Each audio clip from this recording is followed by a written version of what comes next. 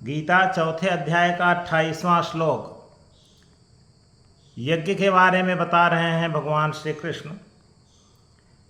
इस श्लोक में 1, 2, 3, 4 प्रकार के यज्ञों का, 4 प्रकार के यज्ञ करने वालों का वर्णन किया गया है।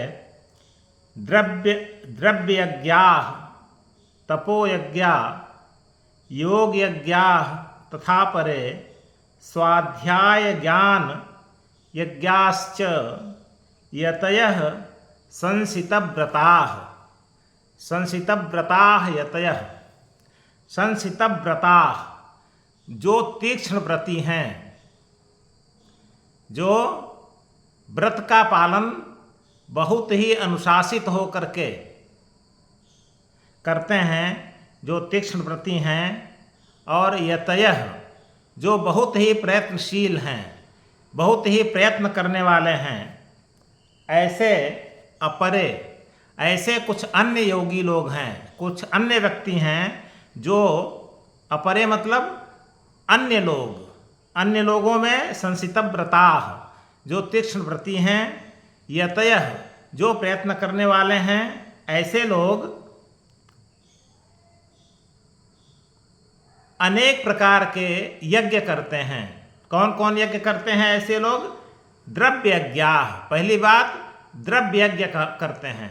तो द्रव्य यज्ञ का क्या मतलब है? द्रव्य यज्ञ का मतलब दूसरों के लिए कर्म करते हैं।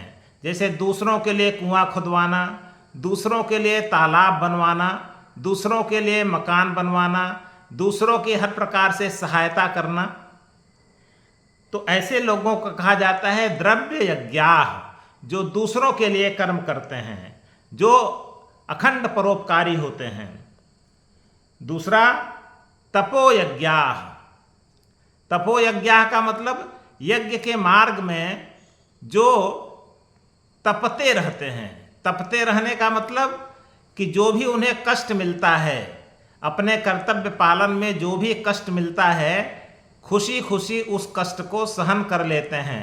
दूसरों के लिए कार्य करने में, दूसरों की सहायता करने में, दूसरों के लिए अपना जीवन जीने में बहुत ही कठिनाई आती है, बहुत ही समस्याएं बीच में आती हैं।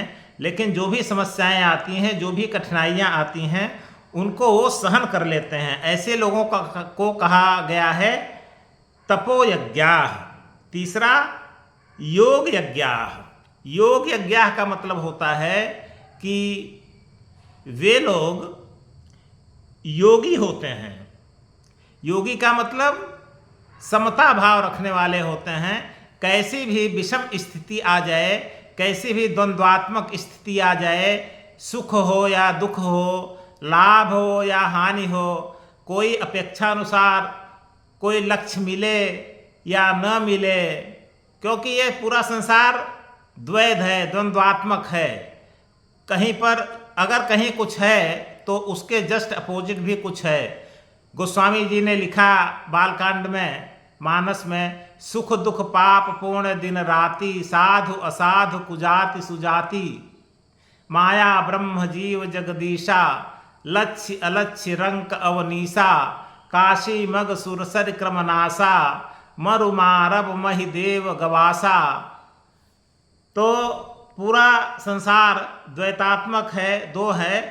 तो जो इन द्वंद्वों में विचलित नहीं होते हैं, मिला तो ठीक, नहीं मिला तो ठीक, मिल गया तो बहुत प्रसन्नता नहीं, और अपेक्षानुसार नहीं मिला तो बहुत दुख नहीं, ऐसे लोगों को कहा जाता है समतावादी। ऐसे लोग आंतरिक रूप से साम्य रखते हैं, समतावादी होते हैं। इन्हीं को योगी कहा गया है। तो ऐसे लोगों को योग यज्ञाः कहा गया है।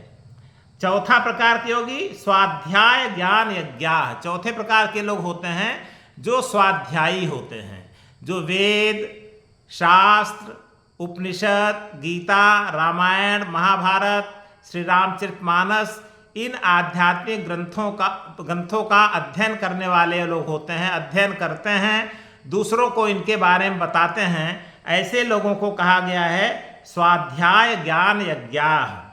तो संसितव्रता अपरे संसितव्रता यतयः, अन्य योगी लोग जो कि संसितव्रता हैं, बड़े तीक्ष्ण व्रती हैं, तीक्ष्ण रूप में अपने व्रत का पालन करने वाले हैं, यतयः बड़े प्रयत्नशील हैं। तो ऐसे लोग किस किस प्रकार के यज्ञ को करते हैं?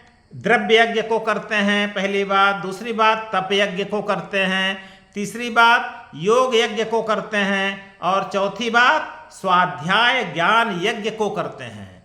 तो ये द्रव्य यज्ञ को करने वाले हैं, तप यज्ञ को करने वाले हैं, योग यज्ञ को करने वाले हैं, और स्वाध्याय ज्ञान यज्ञ को करने वाले हैं।